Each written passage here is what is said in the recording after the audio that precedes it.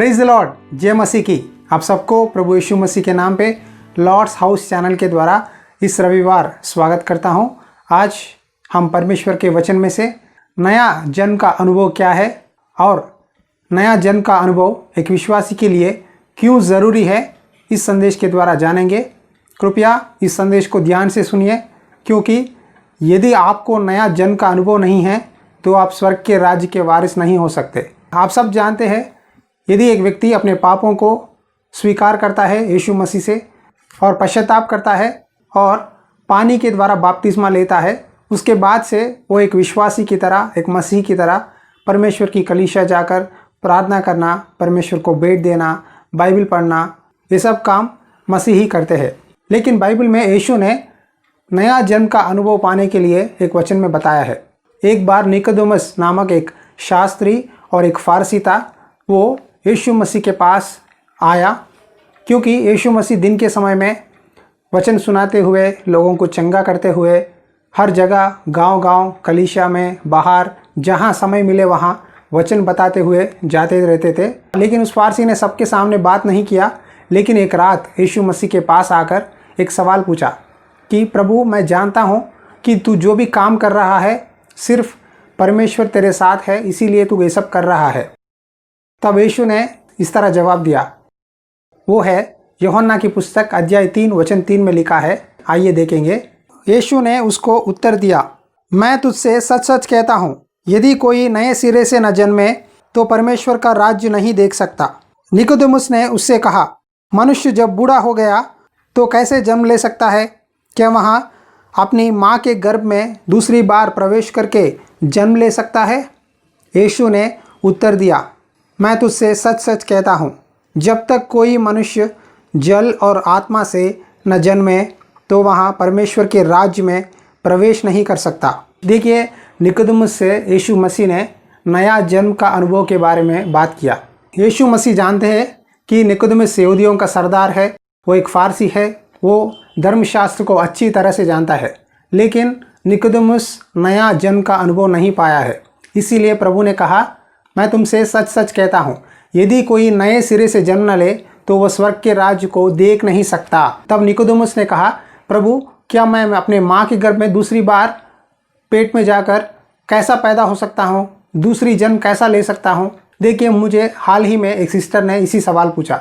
भाई, मैं बहुत पापी हूँ, 25 साल से मैं मेरे माता पिता को बहुत सता रही हूँ, मेरे द्वारा संसार में कोई लाभ नहीं है और चर्च में कोई मतलब नहीं है, मैं पापी हूँ, ये जीवन से मैं रूठ गई हूँ, मैं सुसाइड करना चाहती हूँ, मेरे लिए प्रार्थना करिए भाई, ताकि मैं मर जाऊँगी और फिर दूसरी बार जन्म लूँगी, एक नया व्यक्ति की तरह पैदा होना चाहती हूँ इस सृष्टि में।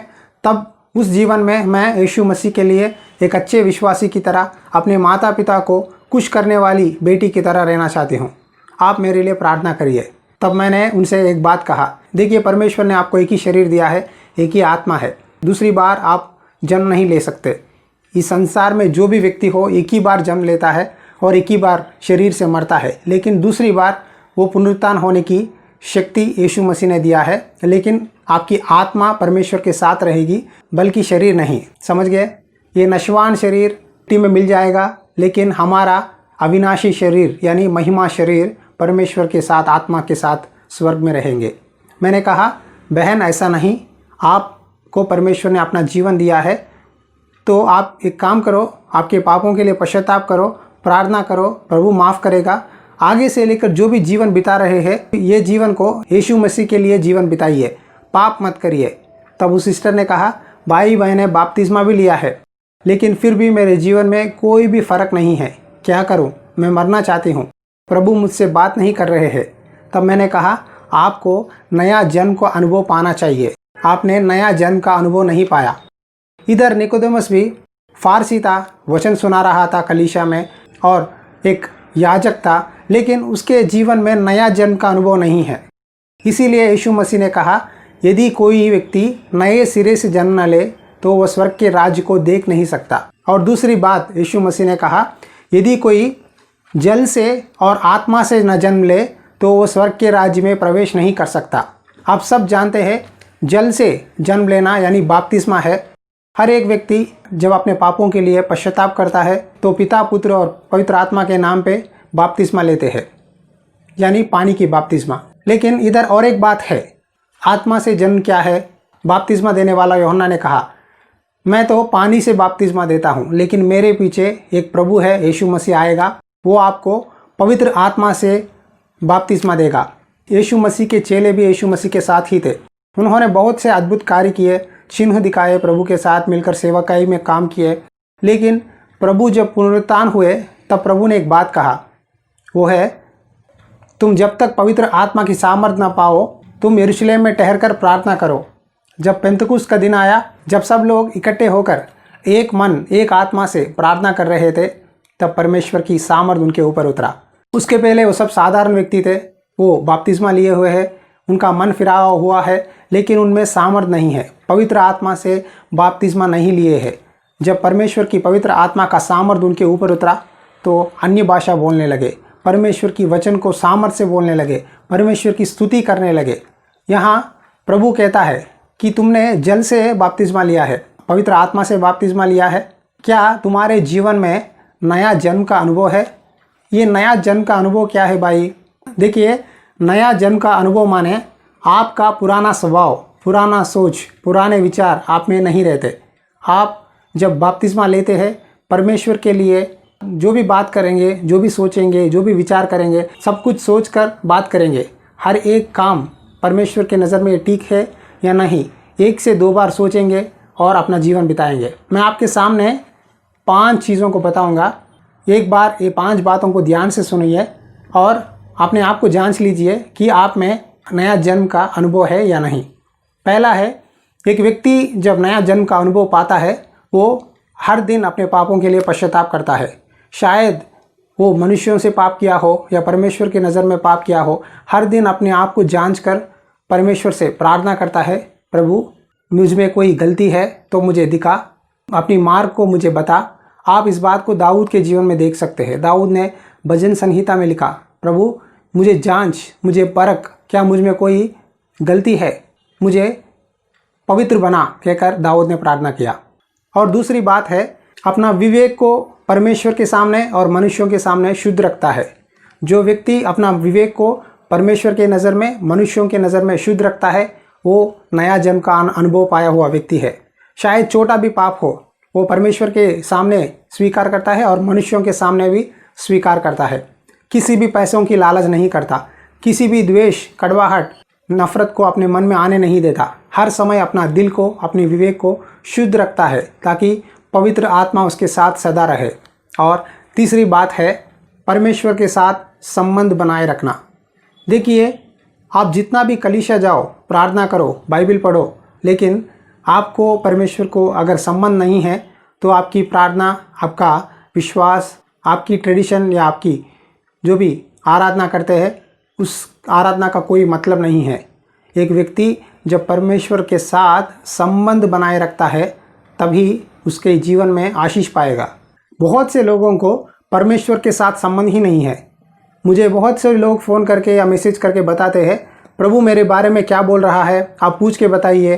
प्रभु आपके साथ बात करता है ना भाई, आप उनसे मेरे बारे में पूछिए। क्या मेरे साथ बात करने वाला प्रभु आपसे नहीं बात करता? प्रभु के पास कोई भेद है, मैं इससे ही बात करूँगा, मैं इससे बात नहीं करूँगा, ऐसा कोई बात है? नहीं ना। आप अपने संबंध को परमेश्वर के साथ बनाए रखना है। कैसा? विवेक को शुद्ध करो, हर दिन पापों को पश्चाताप करके परमेश्वर से ठीक रहो, बाइबल पढ़ो, प्रार्थना करो। अब बहुत से लोग कहते हैं, भाई बाइबल पढ़ते हैं, प्रार्थना करते हैं, कलीसिया भी जाते हैं, फिर क्यों परमेश्वर हमसे बात नहीं करता? तो इसका जवाब है कि आप परमेश्वर की बातों को नहीं मानते, आपको विश्वास नहीं है, इसीलिए परमेश्वर आपसे बात नहीं कर रहा है। आपका विवेक परमेश्वर से ठीक नहीं है। आप जो चाहे, जो मर्जी है वही करते हैं, लेकिन परमेश्वर की बात को स्वीकार ही नहीं करते। जितना भी परमेश्वर आपको बोले इस वचनों के द्वारा, संदेशों के द्वारा, आप सुनने वाले रहते हैं, लेकिन क्रिया में, अपने कामों में नहीं दिखाते। कितने लोग आज मसीह कहकर बाइबल पढ़ते हैं, प्रार्थना करते हैं, लेकिन उनके जीवन में नया जन्म का अनुभव कहाँ है? बोलने के लिए बहुत बोलते हैं, हम 24 घंटे प्रार्थना करते हैं, हम बहुत बाइबल पढ़ते हैं, हर दिन कलीसिया जाते हैं, क्या फ़ायदा है? नया जन्म का अनुभव ही नहीं है। वो निकोदेमुस के जीवन में भी यही समस्या है। प्रार्थना तो करता है, कलीसिया के काम तो करता है, वचन सुनाता है, लेकिन नया जन्म का अनुभव नहीं है। उसका मन नहीं बदला, रूपांतर नहीं हुआ, नाम के वास्ते कुछ ना कुछ रीति रिवाज कर रहा है। आज प्रभु किससे बात कर रहा है पता नहीं। जांच लो आपका चाल चलन कैसा है, एक बार जांच लो। परमेश्वर से आपका संबंध कैसा है, एक बार सोचो। और अगली बात है, जो नया जन्म पाया हुआ व्यक्ति है वो पाप करने से डरता है। क्या करने से? पाप करने से। देखिए, यूसुफ के समय में बाइबल नहीं था, कलीसिया नहीं थी। पोतीफेर के घर में सब चीज़ों को देखने वाला एक गार्डियन की तरह था। पोतीफेर की पत्नी कहने लगी, घर में कोई नहीं है, मेरे पति नहीं है, मैं मैनेज कर लूँगी, मेरे साथ पाप करो, तुम डरो मत, तुमको और भी अच्छी पोजीशन दूंगी। तब यूसुफ ने एक बात कहा। वो बात क्या है मालूम है? मैं इतना भयानक पाप परमेश्वर के नज़र में कैसे कर सकता हूँ? मैं इस पाप को नहीं कर सकता। शायद ये घर में आपकी पति नहीं है और घर में कोई देख नहीं रहा है, लेकिन परमेश्वर की नज़र मेरे ऊपर है, मैं इस पाप को नहीं कर सकता, कहकर उस पाप से दूर भाग गया। आज कितने जवान हैं अपनी आंखों से, अपने सोचों से, अपने विचारों से पाप करते हैं। सेलफोन लेकर जो चीज़ नहीं देखना है वही देखते हैं और बताते हैं भाई हम पाप किए बिना नहीं रह सकते। क्यों ऐसा हो रहा है?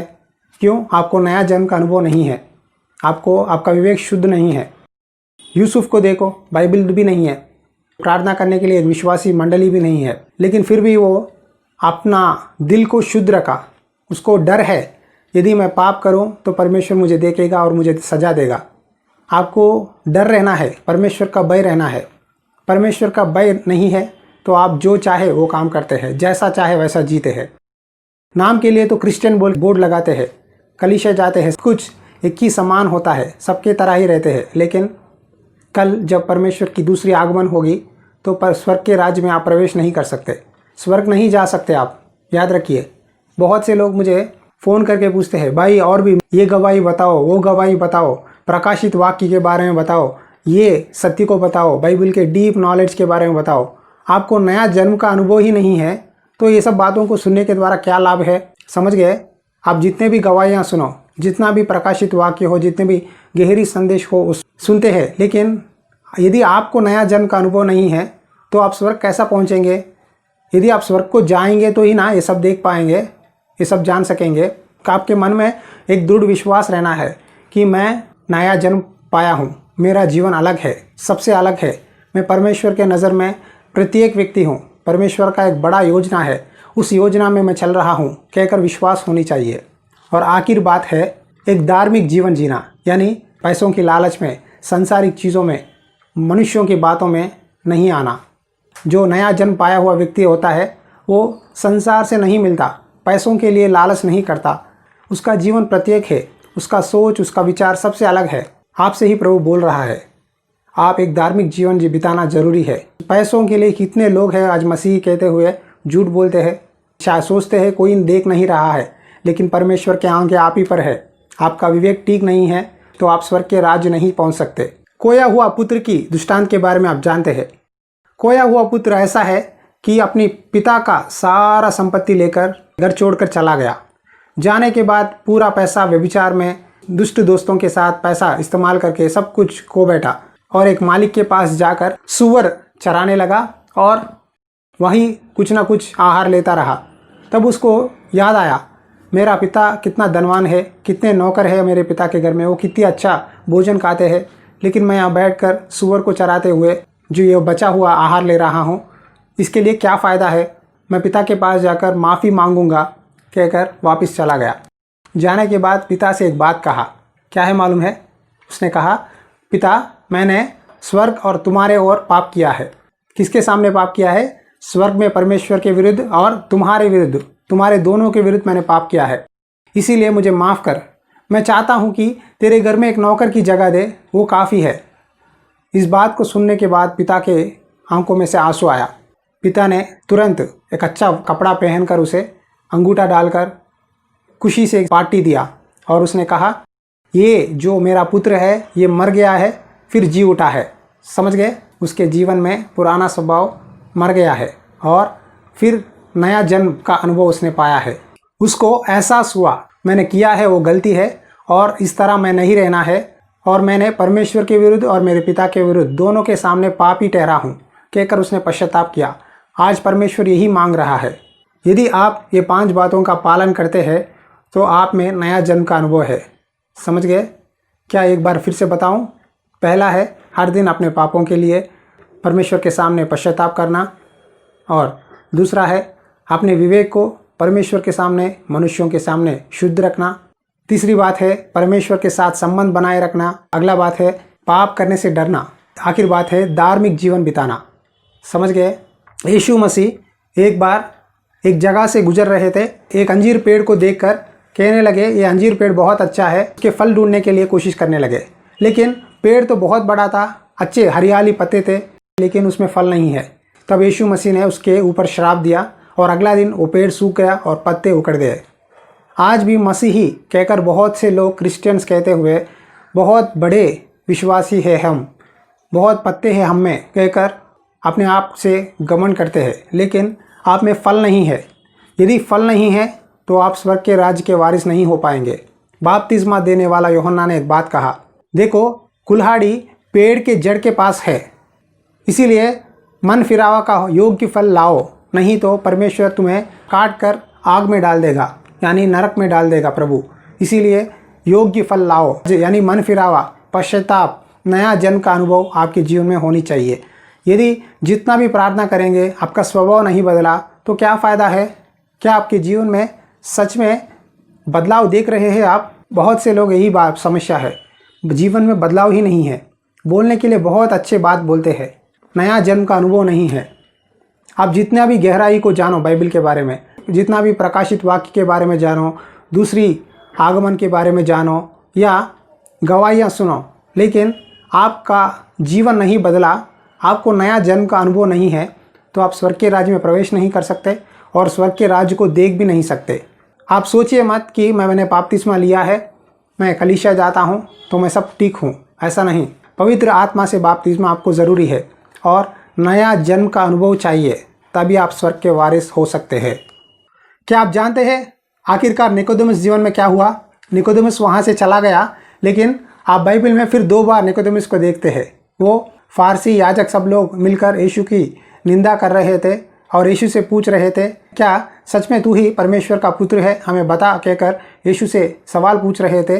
तब निकोदेमुस ने कहा, हम किसी को भी उसके बात सुने बिना न्याय नहीं कर सकते कहकर हिम्मत से उसने एक सवाल दिया उनके सामने। और दूसरी बार जब क्रूस पर घायल होकर हमारे लिए मर गए थे तो उसने सुगंध द्रव्य लाकर यीशु मसीह के शरीर को लगाने के लिए दिया। हम यहाँ देख सकते हैं कि निकोदेमुस तो एक सीक्रेट बिलीवर था, लेकिन नया जन्म का अनुभव पाया और उसके क्रिया को हम बाइबल में देख सकते हैं। आइए इस समय में प्रार्थना करेंगे, प्रभु से बोलेंगे, प्रभु हमको नया जन्म का अनुभव दे ताकि हम प्रत्येक व्यक्ति की तरह जीवन बिताए इस संसार में। आंखें बंद करिए, मैं आपके लिए प्रार्थना करता हूँ। अनुग्रहकारी दयालु परमेश्वर, इस समय प्रार्थना करता हूँ पिता, जितने लोग भी पाप के बंधनों में पड़े हुए हैं, नया जन्म का अनुभव नहीं है, उन सब लोगों को याद कर पिता कि उनके जीवन में बदलाव दे, पाप से छुटकारा दे, अपना सोच विचार सब कुछ पवित्र बना। प्रभु अपना विवेक को ठीक करने के लिए सहायता कर। निकोदेमुस ने सब कुछ परंपरा को, रीति रिवाजों का पालन किया, लेकिन उसे नया जन्म का अनुभव नहीं हुआ। जल और आत्मा से बपतिस्मा लेने के लिए कहा है। आज जितने लोग भी जल से बपतिस्मा लिया है और आत्मा से बपतिस्मा नहीं लिए, उनका जीवन में कोई बदलाव नहीं है, उन लोगों के लिए प्रार्थना करते हैं, उनके पापों से छुटकारा दे, नया मन दे, नया जीवन दे, उनके विचारों को बदला, तेरे सामने योग्य जीवन बिताने के लिए सहायता कर। इस समय प्रभु तेरे चरणों में दुआ करता हूँ, जितने लोग भी बीमार पड़े हैं, तकलीफ़ों में है, समस्याओं में है, उन सबको याद कर पिता, उन तेरी लहू उंडेल कर चंगा कर ताकि तेरी आशीष को पा सके। इस संदेश के द्वारा हर एक को स्पर्श कर, छू प्रभु, आशीष देकर मदद कर। ये प्रार्थना यीशु मसीह के नाम पे दुआ करता हूँ, आमीन। मसीह में प्यारे भाइयों और बहनों, हम बहुत बोझ से आपके सामने इन संदेशों को ला रहे हैं। कृपया इन संदेशों को लाइक करिए, शेयर कीजिए और जितने लोग भी सच्चाई को नहीं जानते उन तक इन संदेशों को पहुंचाइए ताकि परमेश्वर की नाम की महिमा हो। यदि आप सच में इस सेवकाई के द्वारा आशीषित हुए हैं तो आप इस सेवकाई में सपोर्ट कर सकते हैं और परमेश्वर की आशीष को हमारे साथ पा सकते हैं। प्रभु की इच्छा हो तो और एक संदेश के द्वारा आपके साथ फिर मिलूंगा। God bless you.